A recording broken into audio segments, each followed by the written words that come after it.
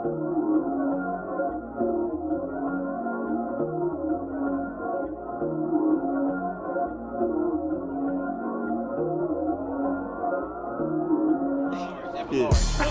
what's up, man? This your boy Black Zach, the Exactly My Point podcast. This is the Ugly Sweater edition, you know what I'm saying? Check me out.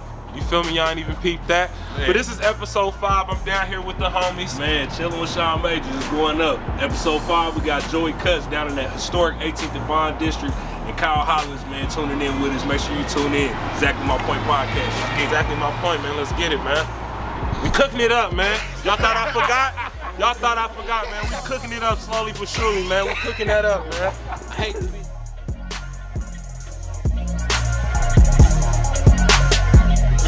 Oh, hell yeah.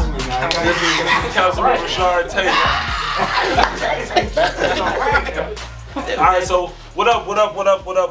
It's your boy Black Zach of the Exactly My Point podcast. We're here with episode number 5.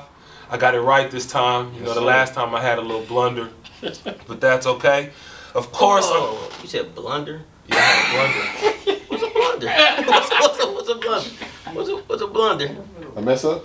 Yeah, I'm learning. A mess up. That's all good. Let's go. My bad. You ain't know I had a vocab? Bro. I don't. Zach is also articulate. Respect. I came to learn. Blunder. All right, straight up. Of course, I got my homeboy, you know what I'm saying, my Brody, the Cuddy, man, a great teammate, a great coach, a great father, a great husband, a great pillar in his community, my man Shawn Majors. Man, glad to be here again, man. Episode 5, it's been a great year, starting off on the right foot. Again, bro, I started off by telling you all the time, I'm extremely proud of you and excited for this episode, man, so thank you again. Man, I appreciate you for believing in me, sir. You know what I'm saying, and putting your trust in me to lead the way, man. I definitely appreciate it. So today, you know what I'm saying, I got some of Kansas City's finest. I'm not going to introduce them. I'm going to let them introduce themselves. You know what I'm saying? We got some brothers in here that's going to drop some jewels.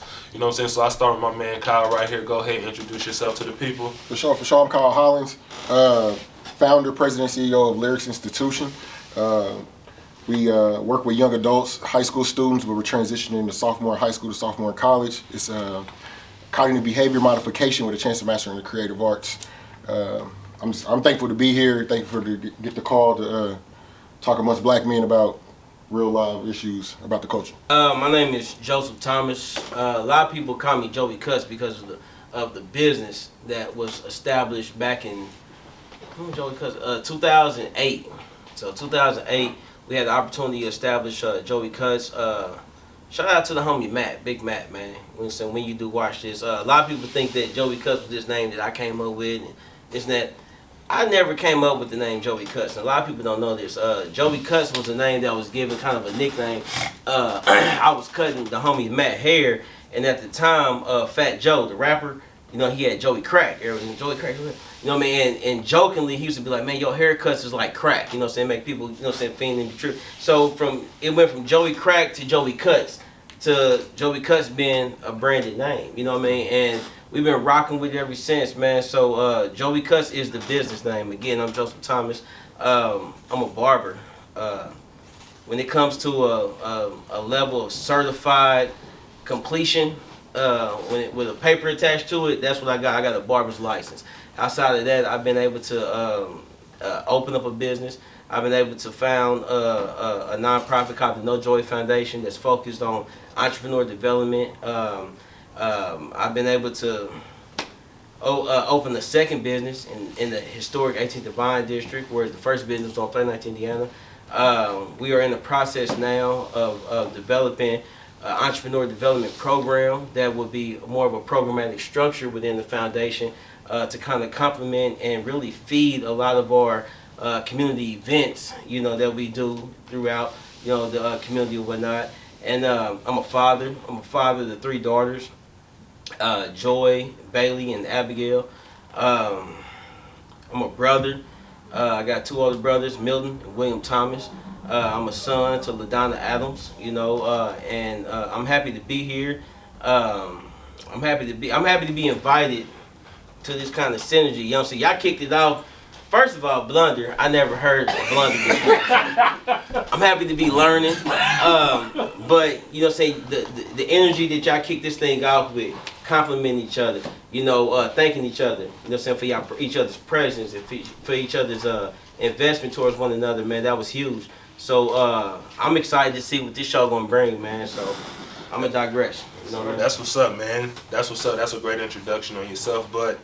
I want to let people know where we at. Of course, we in Kansas City, but we in one of the most prominent areas that a lot of people don't know about in this country, and this is the 18th and Vine District. A lot of people don't know after deconstruction, when a lot of blacks migrated west, Kansas City was one of the first places that they actually went to and established, you know, their own living headquarters. You know, this was like our Tulsa, Oklahoma, our Black Wall Street. You know, we had the Gym Theater, we had the Negro Leagues playing right across the street. So when you think of the Negro Leagues, you think of Satchel Paige, Josh Gibson, and things of that nature. But Joey, I just want you to, if you could, just kind of give the people a brief synopsis of the history, the impact of 18th and Vine being the fact that you actually ran for a political office down here. So, you know, just kind of school them on the enrichment and, you know, the history of 18th and Vine. I mean, I guess I kind of start off with the first fact and being transparent and keeping it funky. 18th and Vine was first introduced to me through, like, school. You know what I mean? I used to read stories and write book reports about 18th and Vine, right, about the culture, about the jazz, about the history of, you know, when I was given the opportunity to expand the Joey Cuts brand to 18th and Vine, man, I was honored. You know, I got a call from my auntie, Joey. It's a shop down here because this where we inside of 1808 Barber Salon used to be a salon called Salon Express. And right, it was actually owned by a good friend of mine, Shauna. And hey, Joey, I think this business might be going out of business. Call down here and see what you can make happen. I called and the guys that used to, so we inside of the historic Lincoln building. The historic Lincoln building is over 100 years old. You know what I mean? A lot of people don't know, but like the Lincoln building, we are on the, I guess you would say, the west side of the Lincoln building, or on the east side. These were actually two separate businesses. And then out here, two separate buildings. Out in the hallway, it's called the atrium now because the buildings are conjoined and connected. Right. But historically, they used to be apart. You know what I mean? This building has seen things from living spaces to business and commercial, you know what I'm saying, spaces. What was the network that was here? You told me, I remember you telling me about it was like a bunch of artists and stuff like that. They all came together to kind of like build this up. I remember you saying something. So the group, and I'm gonna do my best to speak on what I know. Forgive me for not having all facts down.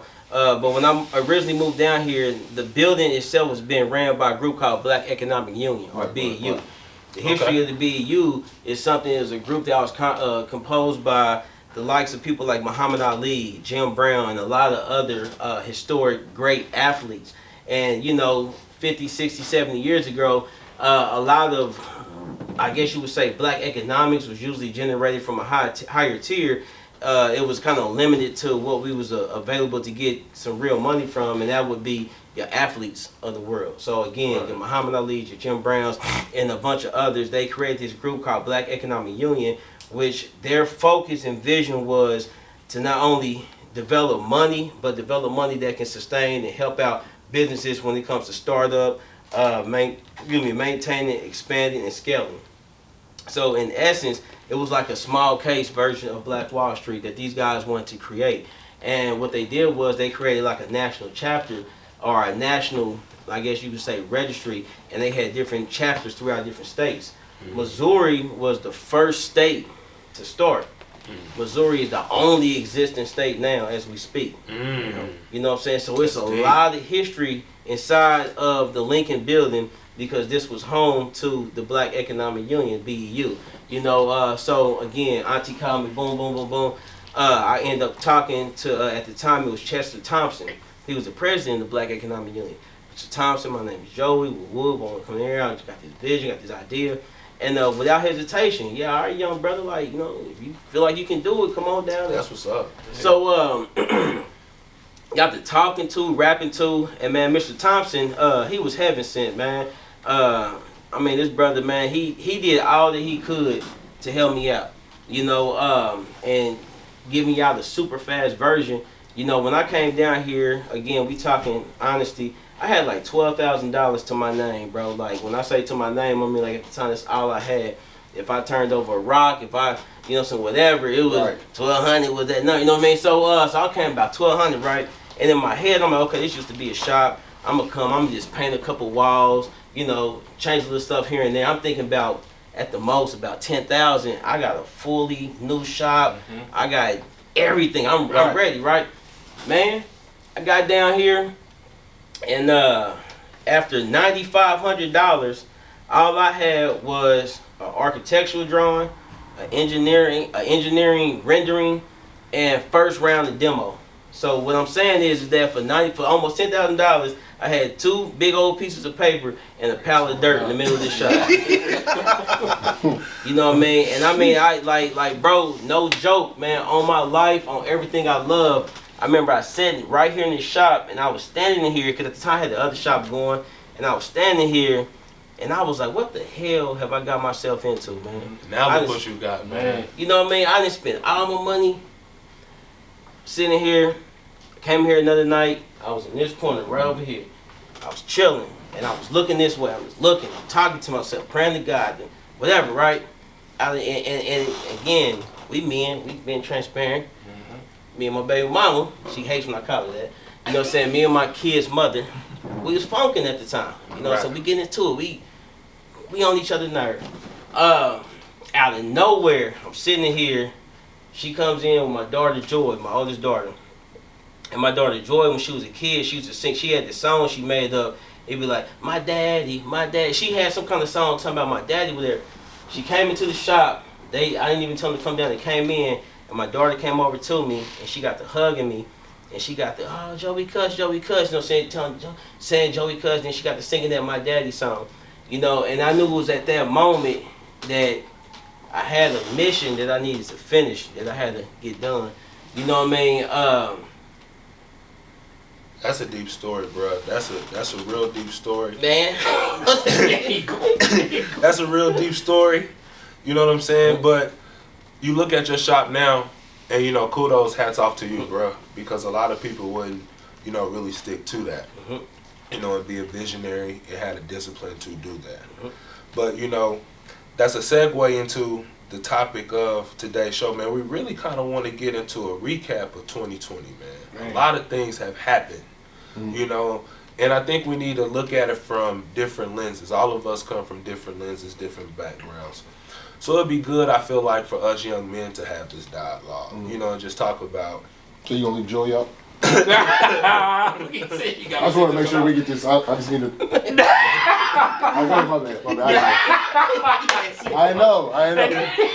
We on the same page. So, you know what I'm saying? So that's what we really want to talk about. So I know 2020, 2019, I took a lot of L's. So 2020, I really had to humble myself, and, you know, I made the phone call. I was living in Charlotte, North Carolina, and I made the phone call and I asked my parents to come back home. You know what I'm saying? That was humbling in itself, because nobody wants to feel like they have to ask for help, especially as a man. You know, you want to feel like, I'm out there, I can do it. And so I actually felt like I had failed. But actually, this has been a blessing in disguise, because I got back home around some good energy, was able to get mentally focused, you know, launch this podcast and a couple other things. But some real events happened. Like, the first thing I know off the rip was the death of Kobe. That was my favorite player ever. Mine too. But when you really got to examine Kobe outside of the basketball player, that's why you really loved Kobe so much. So I know for me, man, it was heartbreaking to see, like, your childhood hero. You know what I'm saying? I'm an 80s baby, so of course, you know, we saw Jordan, but Kobe's the reason we understand the game of basketball. You know what I'm saying? Like, when you got to high school, it was Kobe, you know, the nappy fro, the number 8. He took Brandy to prom, you know. Everybody, you know what I'm saying? Life goals. Went to the league right out of high school. So y'all just speak on how did Kobe's death impact y'all?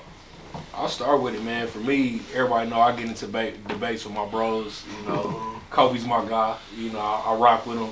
But just for me, I looked at the father aspect. It was more the last chapters of what he was doing, showing up at his daughter's basketball games, making sure he was mentoring the youth and other basketball players. So it wasn't more of what he was doing on the court. It was more like his after he was playing ball. Like, yeah, I gave the game everything I absolutely had, but this next phase, it's good to sit on the tower and be a GOAT, but he stepped down, you know what I mean? He made sure LeBron's, you know what I mean, his teammates, the youth, his daughters.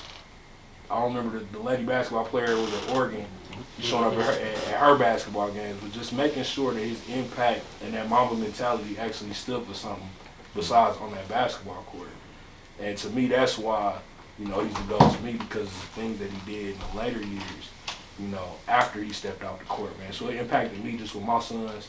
I got four boys, you know, so for me, I'm not missing a basketball game. We gonna train. You saying you taking this game serious, it's gonna teach you some things, but also, you know, there's some life lessons that you gonna learn along the way. So that for me, that's what hit me the most, is that he was being a father and a coach and a mentor, not even knowing that he wasn't gonna be here.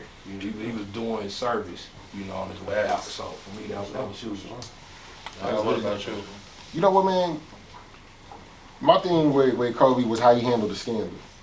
That was one thing for me, because once a black man reached a certain point, his character is really something that the only thing that can assassinate his legacy. You know what I mean? Because you get to a point to where your money long, you're good, your kids gonna eat good, family right, you know what I mean? You made it out the hood, you ain't a felon and all of that. What else can we do to tear this man down? You know what I mean? But expose his dirty laundry. And I don't think the objective for us in life is to be perfect. I think perfect is our greatest enemy. But the way that he dealt with it, you know what I mean? It wasn't the end of him, you know what I'm saying? Like, we look at Tiger Woods, you know what I'm saying? Like, he never really That's a very good point, bro. Just his ability to take it on the chin and keep pushing, it showed me two things. One, integrity and ethics and morality on, off the court, public eye, not in public eye, you know what I'm saying? It's mandatory as a black man, because they coming. You know what I mean? They coming to assassinate that character.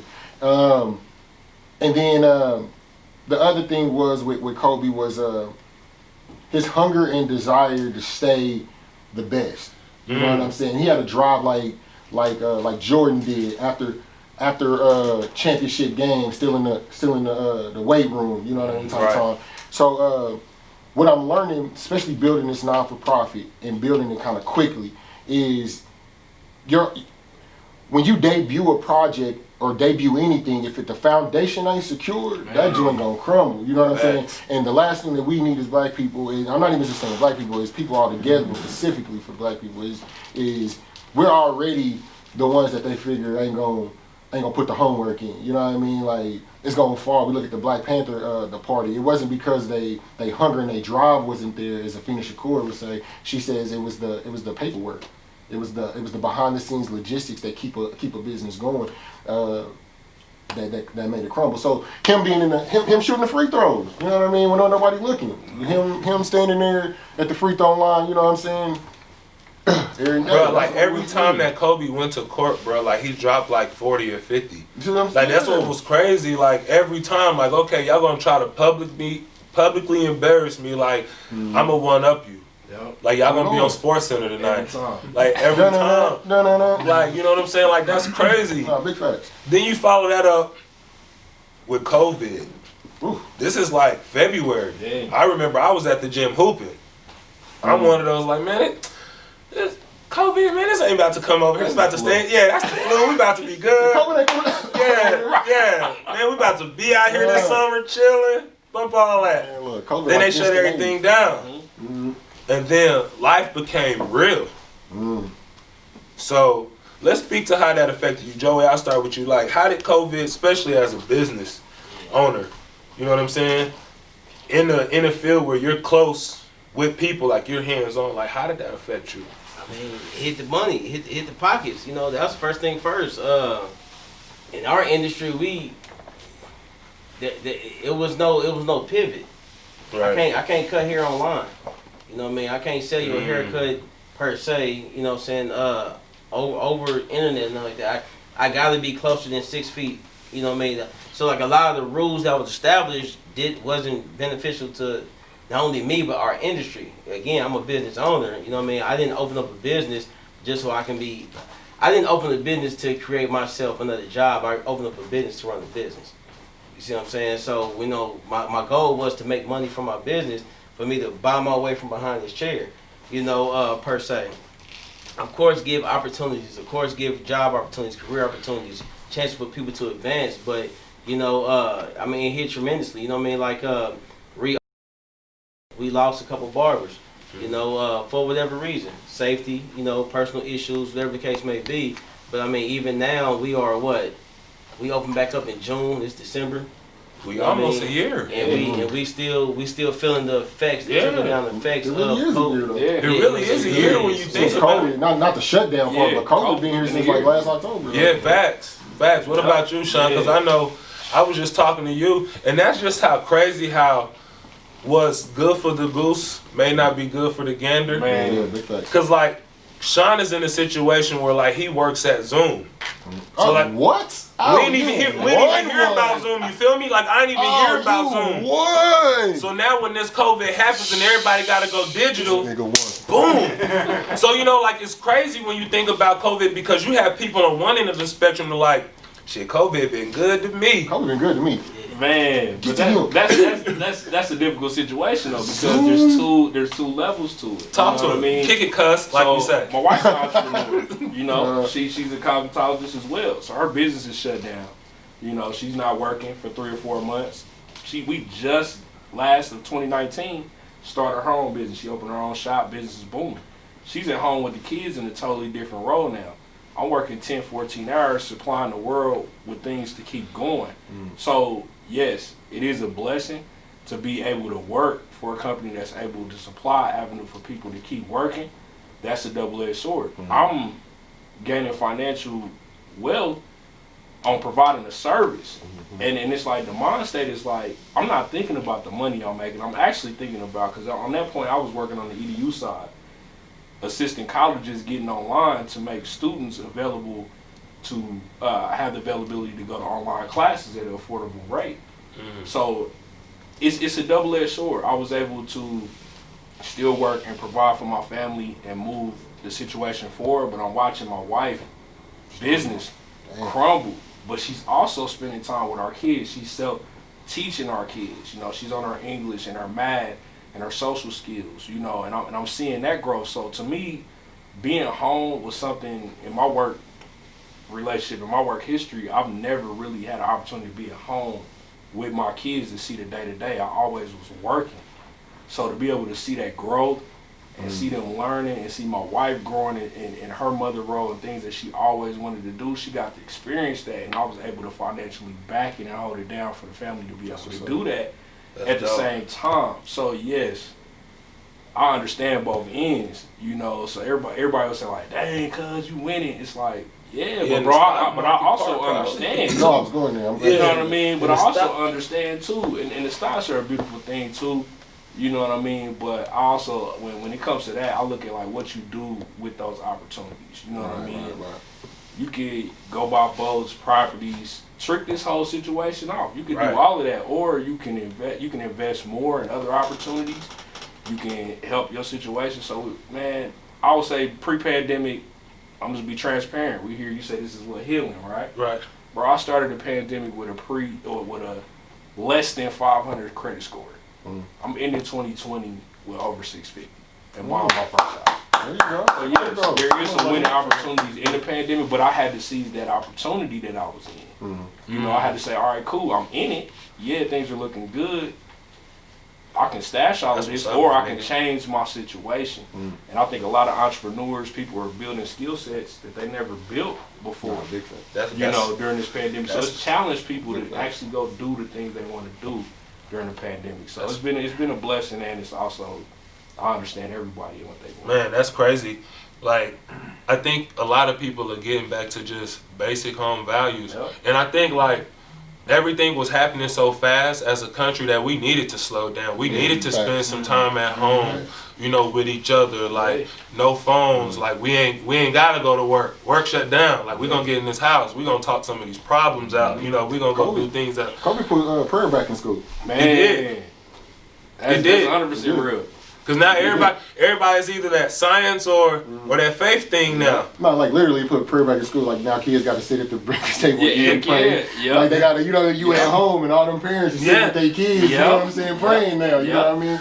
And I remember seeing that post, but it's a light joke to say, to maybe expound on what you're saying as far as like the morals and values. Like I think we were running too fast, that we missed the fact that, you know what I mean, it is the family structure that develops when we're all together, and then when we ripping and running and stuff like that. So man, kudos to that point, man. Right, man. So, you know, we had the family structure getting close together. You know, we seen a lot of our peers, you know, trying to make that financial transition, that moral transition. And, you know, it's always been a staple in our country, you know, that black men and black people have been a target. You know, we don't have to get into the history of that because that could be, you know, like 10 episodes, you know, we can really dig down deep into that. But then, you know, in 2020, you had George Floyd and you had Black Lives Matter. And I hate to say this, but I've become so numb to watching us die on camera that when I heard about, you know, George Floyd, was like, damn, another one. Yep. You know what I'm saying? But like to see the cop with his knee on his neck, and when that man started calling for his mama, like that's when it hit me like, damn, cuz dying, like he killing this man on live TV. You know, and people are trying to, like, man, what you doing? So like, I started to, you know, I've always tried to be we shouldn't loot, we shouldn't burn down. But after that, it was like, I can't be Martin Luther no more. I gotta be more Malcolm X. Because now this is not just, you know what I'm saying, this ain't even a political thing now. This is just a humane thing. Like, you killed a man on live TV for us to see. And then now he's gonna be protected by the same people that we failed to vote for or voted in. So let's just speak to how, you know, we'll talk on the George Floyd and then we'll caveat into Black Lives Matter because that was another segue in 2020. But let's just speak on George Floyd. So I'm gonna start with you, you know, Joey. Like, how did that George Floyd incident, like, what were your thoughts on that? I honestly really don't even know where to start. I mean, like you said, to everything that you just said, hearing the man screaming his mother, him urinating on himself, cop hands, you know, all the cops got their hands in their pockets. Like, I don't know if that unifies something. I mean, it was so many dynamics to it. You know what I mean? I ain't even peeped that. You know what that was? He was putting pressure on his thigh. Yeah. I mean, but that was a all the technique. other cops that was standing, everybody was uniform with this stance.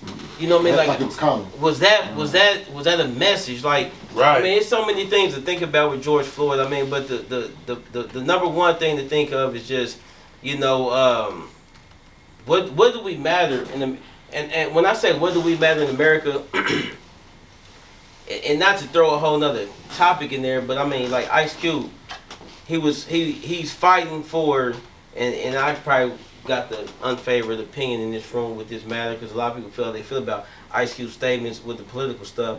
But Ice Cube's point was, show us where black people matter in America, not minorities, not diversity, not any of these other words that matter. Show us where black people matter. You know what I mean? And I think that's a realistic question. You know, and I think the George Floyd thing was a matter of media showing us as America as a whole exactly where black people matter right now in 2020. That's a fact. You know, and I mean, to even bring it back home, like, you know, I'm hoping this camera catch up. A lot of people don't know who this is right here next to me. This is Cameron Lamb. Cameron Lamb is a Kansas City resident. Right. Who was killed in his backyard. You know what I mean, while working on his car, leaving behind 3 sons. Killed by, you know what I mean, because the case has yet to be resolved. But 3 detectives, white detectives, went to his backyard saying that they had a disturbance on like 31st Street, whereas he lived on 42nd, if I'm not mistaken. You know, so we talking about almost 10 blocks away. In his backyard while working on the car, saying that we think that he was involved in this case that took place almost 10 blocks away from here. This man was working on his car. You know what I'm saying? And the results of that is this man is now dead. You know what I'm saying? Young black brother, another young black brother dead, leaving behind 3 sons, which happened after George Floyd.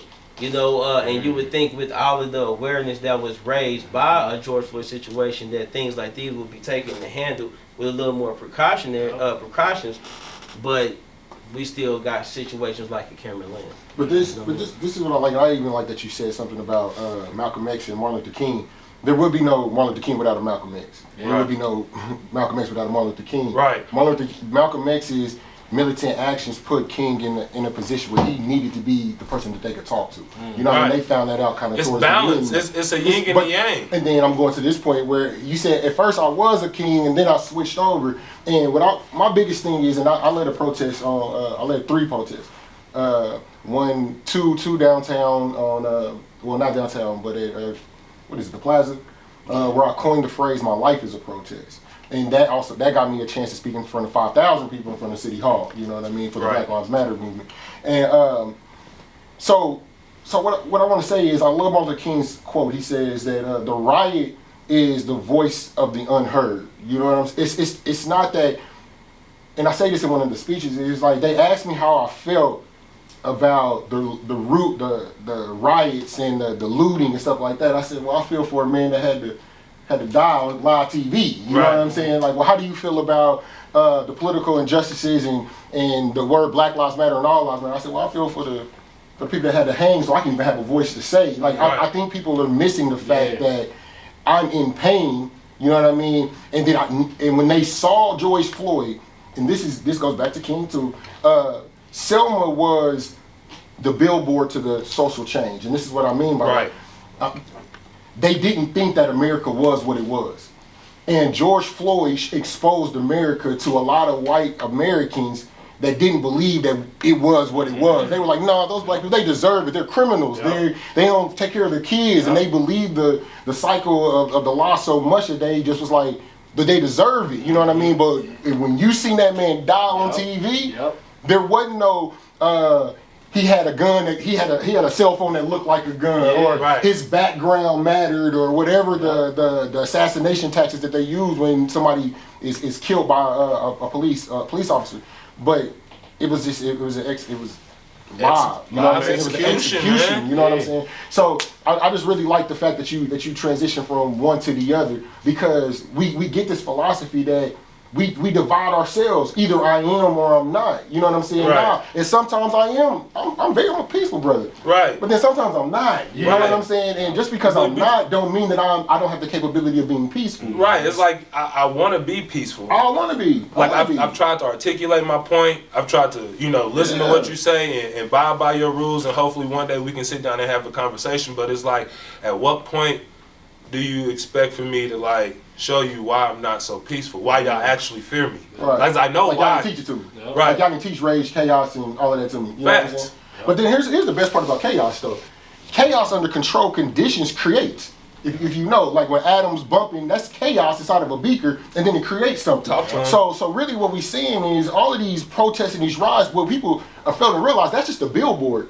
Because there's behind the scenes work that's going on. We just need somebody to move the needle a little bit for somebody else to make a power play. So what me and Joey did was we came together and came up with a movement called Kansas City in Arms. So when the blackout day came, July 7th, we put all black businesses on 18th and Vine. So when they were saying don't spend with these businesses, we were like, yo, spend with these businesses. You know what I mean? And let us patronize these. And all of our participants, that all our patrons participated with our vendors and sold them out. Nice. We had a rally on the back line of the Negro League.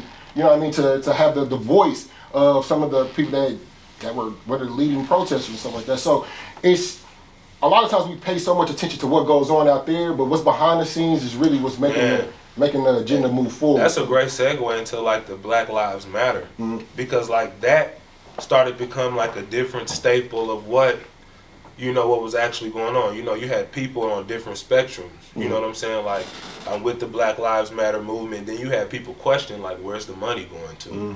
Like, who's in charge of that? And what's the mission statement for Black Lives Man. Matter? Ooh. Came in swinging. Because I had to go read that myself. Listen, I was so for it, and then somebody read it, I was like, Nah, go ahead and slow up a little bit. Right.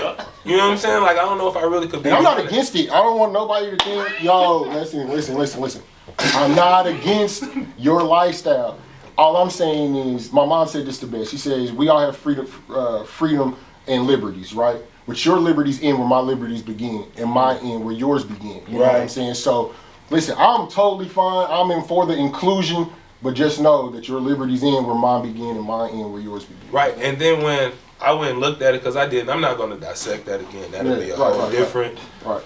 That'll be a whole different episode. Go read for yourself. Go read for yourself. Go educate yourself. It's a push of a button. You spend $1,000 on a leased iPhone 12.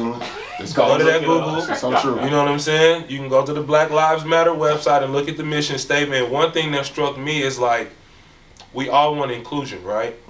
And we want. It's crazy because we talked about, you know, everybody getting back to the family aspect, but what's missing from the black family? The black man.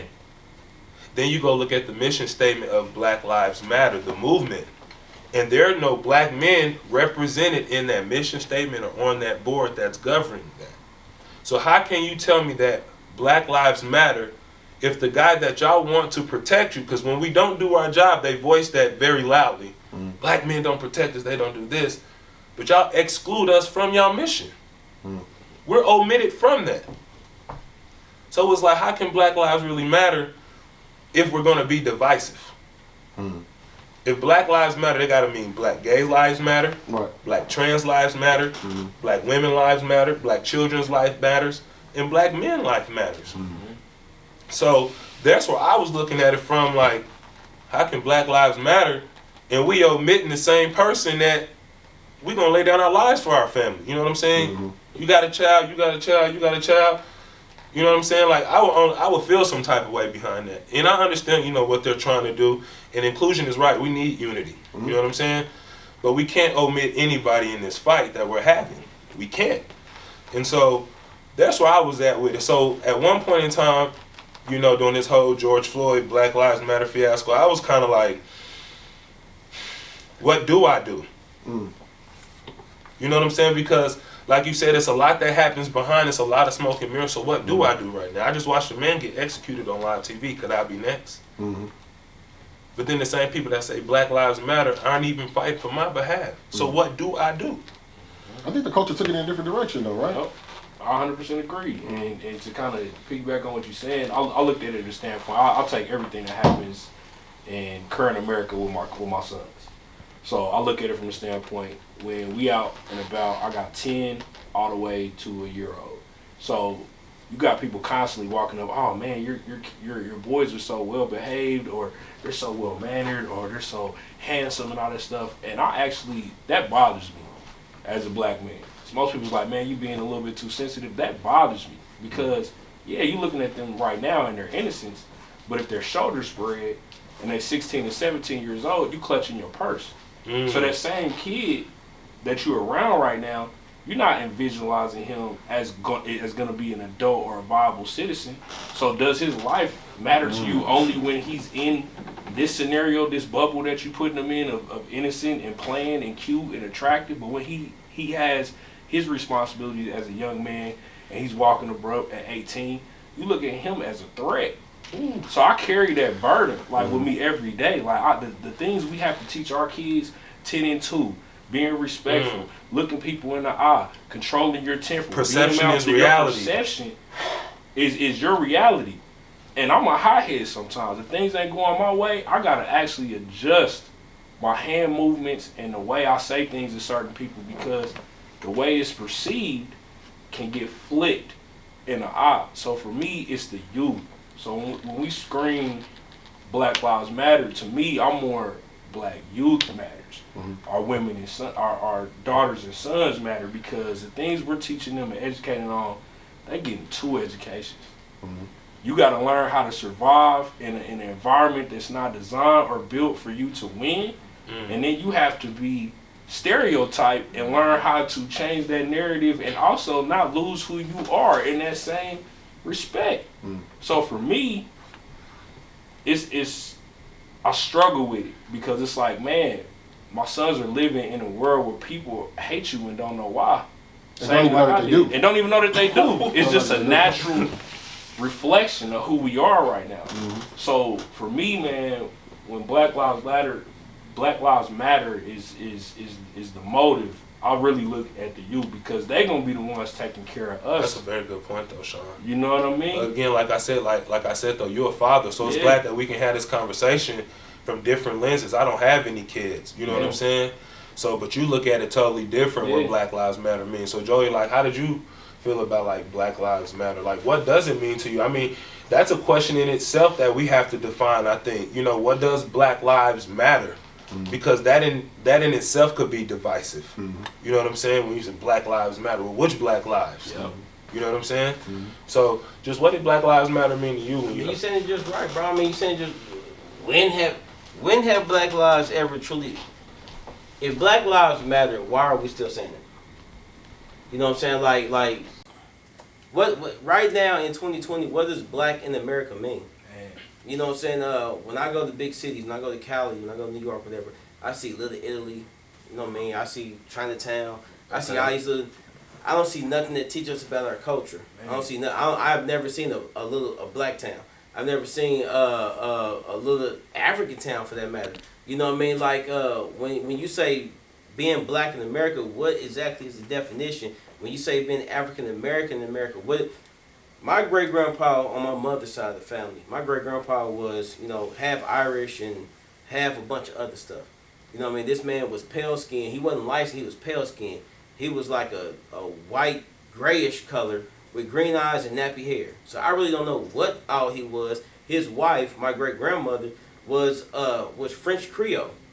You know what I mean? So if you trace back their roots, are they African Americans?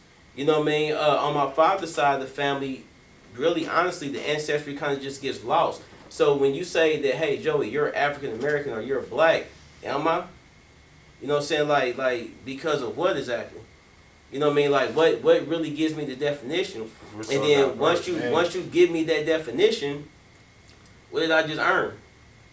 You know what I'm saying? Like, okay, cool, I'm black. What does that mean exactly right now? Does that mean that I'm no longer that I no longer have access to a better quality of life? Does that mean that I now have more of a benefit in life? Like, what truly does that mean? So when I hear Black Lives Matter, I would like to believe that this is a body of people or a movement of people that's saying, hey, people that have a color or that's more melanated than others, then we're here to help preserve a better life. You know what I'm saying? Like what exactly does that mean? Right. I mean, that's a great segue into like the next caveat in the 2020, because like politics was at an all-time high because it was election year. You know what I'm saying? In the last 4 years, you know, we have had like a dude at president, like whose moral compass, you know, just wasn't, for lack of a better word, Point north, man. Yeah. You know what I'm saying? And he made that one thing. You know, I had a coach tell me this. You know what I'm saying? He said, you learn to do shit right by watching others do shit wrong.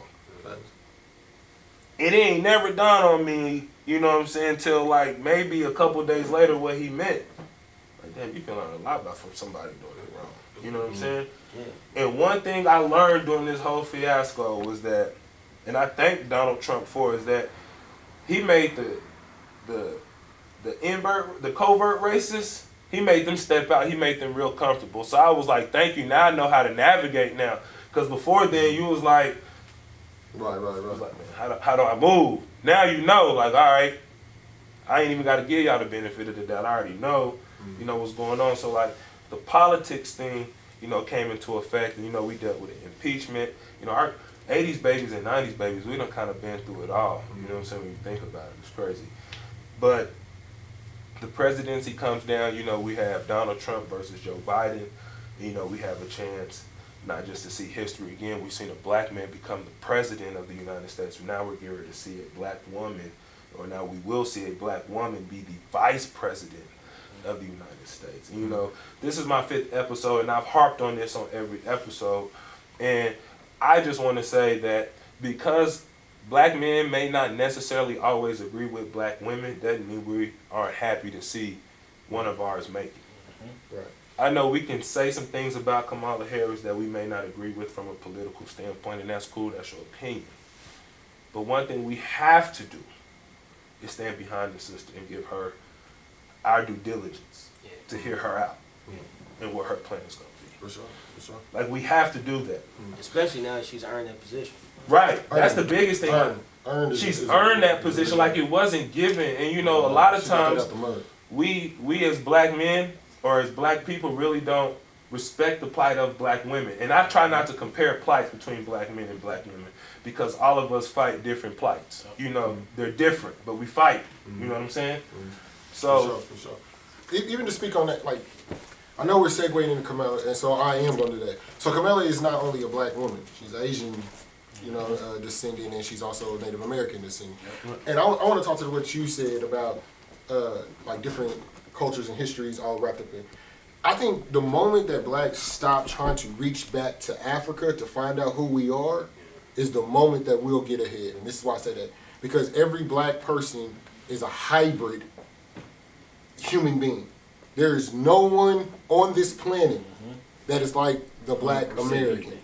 Aborigines were, but I don't think they know. Let me tell you why that we're different. It's not because of color or anything like that. It's because our whole understanding has been ripped away from us, and then it was rebuilt based on a melting pot of a bunch of different other cultures, right?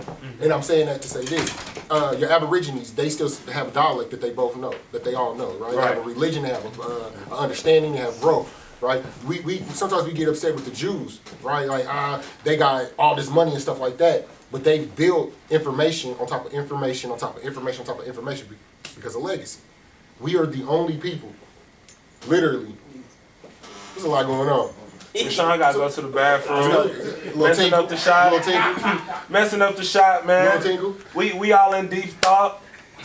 Where I go, goddamn. Nah, it's that way, homie. Through that door to the right, man. He in the atrium. He got lost in the atrium.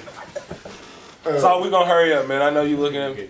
You know what I'm saying, man? Gold key for that one, blue key for the restaurant. But just real quick, this is I really want to say this, especially because we're talking about a lot of black people, right? Is what I mean by when I say a hybrid is that we're the only culture that engrafted so many elements of other cultures that they when they look at us, they automatically grab on us and they want to emulate us. You want to know why? I think right. I have a theory. Go ahead. But believe it or not, you know, and it's just simple science. All the colors mixed up together create the color black. Right. So it's like when you say that, that's my first thought. It's like the reason why they gravitate because they can take some part of us. Exactly. You know what I'm saying? Like because we took some part of everybody else. Right. To create who we are. Listen, right now, 100%, you could catch a person that speaks the Queen's English, a black person, they'd be like, man, he speak white. Right? How we speak? Everybody speak white. Bro, my first name is Rich. You know how many times I got that? Like, bro, what? You got that white person name. Yeah. But check this out. If you go down to the South, right, where the most broken English is, right, the whites sound just the same. Like, right. It's the exact same. Because of the slave masters, they actually spoke a higher level of education. But guess who had the most interaction with the slaves? The field hands. The field hands were what? Not educated. That's why you have the broken English and all of that. We did not create the English dialect in America. We didn't. No, we it is everything we speak is from there. So your Creole is what? A mix of French. and English and a little Haitian and a little bit of that. I got Haitian homeboys that we are hybrid people. Creole. I was playing ball in college. One of my homeboys sitting behind me talking in a whole different language. I'm like, bro, that ain't nothing I heard. Like, hey, cuz, what are you? Yeah. Hey, bro, I'm Haitian. Like, oh, my bad. Okay, cool. But it goes to what you're saying. We have so many different dialects. Like, I have friends from Charleston, South Carolina. They sound like they from the islands. You know what I'm saying? So I'm saying with that, bro, let's just create something new. Instead of trying to figure out where we been, bro, we got the opportunity to create something new. Let's do it. Man, that's crazy. So, you know, like, she is, you know, from all those demographics. So, you know what I'm saying? But like I said, man, we really got to get behind, you know, not just her because of a political party, but like you said, she's earned our respect. Oh, yeah. And, because of, that melting pot that she has, hopefully as not just as a black society, but as just a humane society, a human society, we can all sit down at a table and finally learn to agree to disagree. Man. She's the definition of what a black American is. My great-grandfather was white. My baby mama is his complexion, I'm my complexion. My son is lighter than both of us.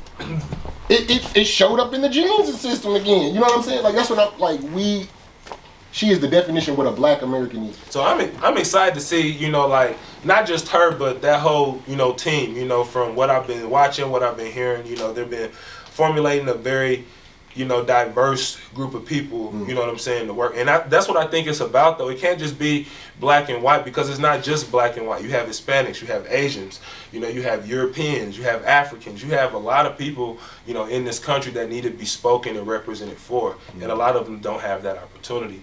So just the fact that this administration is going to be more so on the diversity side, I think, I'm not going to say it's the cure this country needs, but I think that's a great starting point.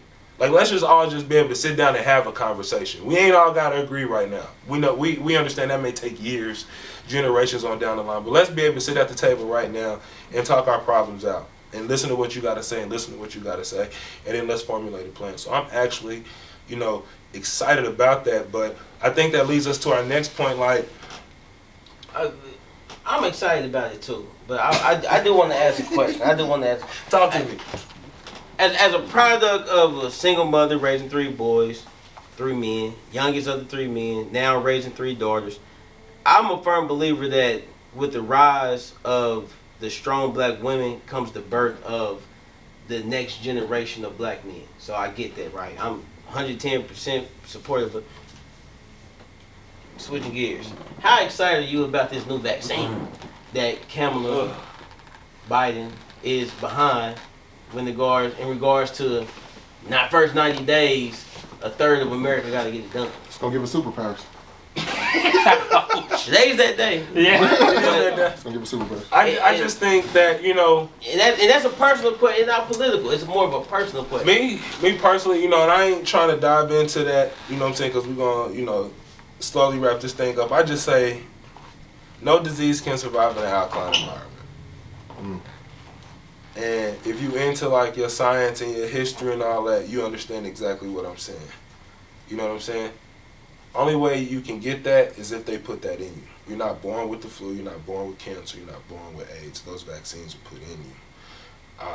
You don't have to believe me, you can go do your research yourself, you know what I'm saying? So then you can formulate your own opinion. So my whole thing is like, doctors go to school for a reason. We don't question teachers when they teach in the classroom. Why are we questioning doctors in the science that, they're providing? So if they're saying, wash your hands, keep social distancing, at least take those precautions. Now, if you feel like the vaccine is for you, you need it, it give you a superpower, it give you that clear thought, by all means do that.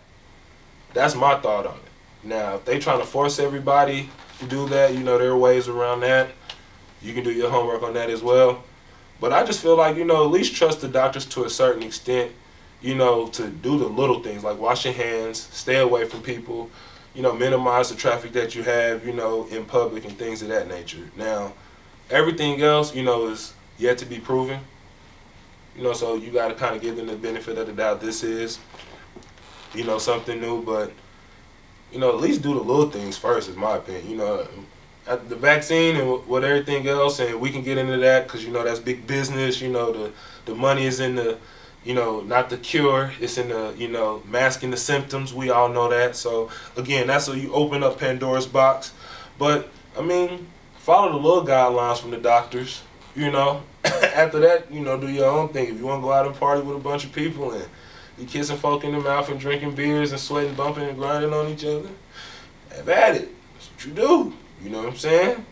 If you want to sit at home and isolate yourself and wrap yourself up in plastic, do that. Do what you do. Right. This a party foul to be kissing new people in the mouth anyway. So you probably should deserve COVID. Right. You know what I'm saying? Right. You know what I'm saying? So, as we wrap this thing up, I think, like, the biggest thing, I think we should focus on is definitely, I would say, not just being a master of one, but being a jack of all trades. That's what 2020 has kind of taught me. You know what I'm saying? Don't put all your eggs in one basket. Like, brush up on your financial literacy. Like, go ahead and get you a concealed weapons license. You know what I'm saying? Learn how to work them guns. You know what I'm saying? Like, be diverse in that stock market. Educate yourself on that. Because at the blink of an eye, the world could stop. We've seen that. And a lot of people were either thrusted into survival mode, and then some people were like, should I been prepared? I'm good. Whatever happens, happens. So I just think moving forward, you know, like, we definitely got to brush up on, like you said, goes back to what you said earlier, Kyle, about, you know, your foundation. We got to make sure that our foundation, not just individually, but like just as a whole culture, is built on something solid. You know what I'm saying? Like, we got to be able to hold each other accountable. You know what I'm saying? Like, bro, you ain't got your concealed weapons license. Like, bro, you need to go get that. Like, bro, you ain't got a couple hundred or a couple thousand invested in those stocks and bonds. Like, bro, you need that for a rainy day. You know what I'm saying? Like, you ain't on no property, or you ain't trying to get in on no property, or you and your boys ain't putting no money together. Like, y'all need to start doing stuff like that. And so that's what I think, you know, 2020 kind of has, you know, taught me, you know, like, expect the unexpected. Be a jack of all trades. You don't have to master all of them, but, you know, be diverse to where if something happens, you always have a contingency plan. So I know I'll ask you to speak to that from a business standpoint, from an owner standpoint. You know what I'm saying? Like, what has 2020 taught you, and what has it prepared you for 2021? And I've always lived my life with the motto of after every head I cut, I'm unemployed. You know what I mean? So with that, like, 2020 really just, it showed me that motto and that way of thinking wasn't too far-fetched. You know what I'm saying? I always have that ace in the hole. I always have something else working. I just told the homie the other day, I said, my OG tell me all the time, he said, Joe, he's a poor rat that got one hole to run to. You know what I mean? And I believe that, you know what I mean? Like, in 2020, like, it came and it slapped everybody across the face. You know what I mean? So for me, what I found myself doing is just being creative, researching, and figuring out other ways to win. Right. You know what I mean? Get myself out of my comfort zone, get myself away from everything that I'm used to, get myself away from everything that I've known to be, I guess you would say, normal. You know what I mean? And step into something just purely out faith. And because of that faith and being led by that, man, that's what's been winning for me. I can't necessarily say that's going to win for you. You know what I mean? But stepping out there, because as much as we want to tell people, yeah, invest and diversify this and that, you gotta have something to diversify. You gotta have a means of something extra to give, because like me, when I go to the boat, my favorite game that I play is roulette. And I tell people all the time, I said the reason why I like roulette, because for one, it requires no skill, and for two, because I know every way I can lose. If I win, that's just something on top. You know what I'm saying? So you gotta know exactly what you're getting yourself into. You gotta know exactly what's at stake, what's at, you know, so what losses you are taking. Once you are okay with that, and once you are confident with that, from there, man, take an action. You know what I'm saying? That's what's up, Kyle. What you got? Like, I'm gonna ask you the same thing. You know, like 2020 kind of put us all in a different mindset. Like, it's fourth quarter goes back to that Kobe mentality. You know what I'm saying? That Mamba mentality. Like, bruh, it's game on the line. You know what I'm saying? Like, as a father, you know, as a provider, you know, it's like, yeah, it's like Kobe, I gotta get out there with that torn Achilles and knock down these 2 free throws. My team need this. Like, I gotta get up and go to work every day. Like, my team, my family need this. Like, it ain't no days off. My little girl don't know what COVID is. So, like, what did 2020 prepare you for, you know, saying to change your trajectory for 2021? It taught me that Clark Kent wasn't the disguise for Superman. Superman, you know what I'm saying, was the actual person. You know what I'm saying? And for a long time, COVID taught me that I'm really Superman. I ain't Clark Kent. You know what I'm saying? Like, it's really in my ribs. You know what I mean? If I dig in deep enough, I could do really anything that I wanted to do. COVID, I did promotions. You know, I lost my job in COVID. You know what I'm saying? I lost my job because of protesting. You know what I'm saying? But it propelled me into being a full-time entrepreneur. And in the midst of that, you know, I was kind of getting money, and then COVID like resurfaced itself again. So, you know, events turned to nothing. So what it taught me was that I'm gonna say this short and quick. A lot of times we're scared to jump into our new. right? So we were reaching to our old because it's safe. Talk to you know him. what I'm saying? So what I did was before, because I was incarcerated for 90 months in the federal penitentiary. Before I left, dope and guns and stuff like that. But before I left, I was into promotions. So I got scared, you know what I'm saying? Instead of chasing my dream, chasing my vision, I got scared and went back to what I used to do. You know what I'm saying? And took a $1,200 loss on a little event. It was small, but it was a loss that it repositioned me like, this isn't my lane. Stick to the lane that you do and beast mode in that joint. You know what I'm saying? And don't let nothing tell you can't do something. You know what I mean? Right. And then all else fail, the biggest thing that I learned was your vision isn't yours. You're just a manager of it. You know what I'm saying? God had the destiny. It's too many contingencies and variables that you're not in control of. So what it taught me to do was, bro, it just taught me to build a boat. That's all it taught me to do. They say when Noah built the boat, it didn't have no rudder on it. It didn't have no destination where it was supposed to go. All he was supposed to do was build the boat. Where it landed was on him. You know what I'm saying? That wasn't him. You know what I'm saying? So facts right now. So that's what I'm focusing on now is forget the fear, forget the anxiety and stuff like that, man. There's a blessing that's waiting on me on the other side of the struggle. You know what I'm saying? Well, that's why I tell myself, my motto is, don't go through it, grow through it. Big facts. That's it. That's it. And don't be scared, man. Don't be scared. You know what I'm saying? You got to grow through it. I mean, like, when I was coaching, one of my defensive coordinators used to say, the same hammer that forged steel is the same hammer that break glass. Big facts. And I didn't understand when he was telling the kids that. Big facts. He's like, man, the same hammer that break glass is the same hammer that forged steel. Then in college, you know what I'm saying, when I was playing ball, you know what I'm saying, my coach would be like, bro, adversity makes champions. I didn't understand it. It's funny how sports are a parallel to life. You a coach, Krishan, you coach your kids. You know what I'm saying? You coach not just your kids, but a lot of kids in the community. So as a coach, and I know like you're a student in not just the game of football, but the game of life. You know, like how has that switched your mentality knowing that, you know, your team essentially is your family. Yeah. You know, you the quarterback of that. You know what I'm saying? Wifey's the center. Man. Y'all connection gotta be on point. She gotta see the audible sometimes before you do. So how has 2020 put you in a position and put yourself and your wife and your family in a position, you know what I'm saying, to catapult yourselves into 2021? I will 100% say this and give 100% credit to my friends, and one in particular, he's definitely here, my boy Kev. He'll tell me 24/7, bro, you got 1,000,001 ideas, but a lot of this ain't gonna be lucrative, bro. So I literally sat down and I live by PEP now. So it's plan, execute, and prepare.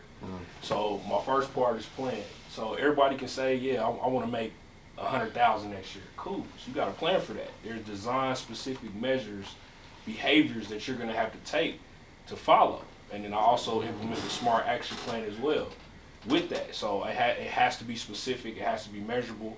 What are the actions I'm going to take? What are the results that I need? And how much time is it going to take? Kind of like a SWOT analysis. Most definitely. Very comparable. So that's my planning part. Execute is I've already designed out how I'm going to get to this 100,000 or whatever my goal is. I got to execute that. That commitment and accountability is on me.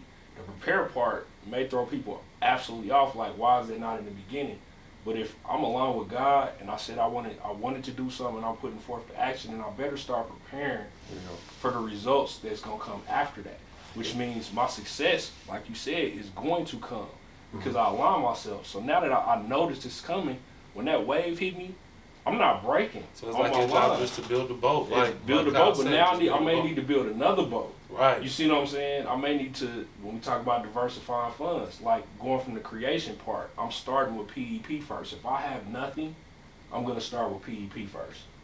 I'm going to start with them 3 things. And then I can start diversifying once I've got to the end result and I'm blessed for the works, for reaping everything that I put in place. And that goes for my family, that goes for my businesses, that goes for my job, that goes for my friendships, that goes for everything, bro. I live by that plan, execute, and prepare for your blessings.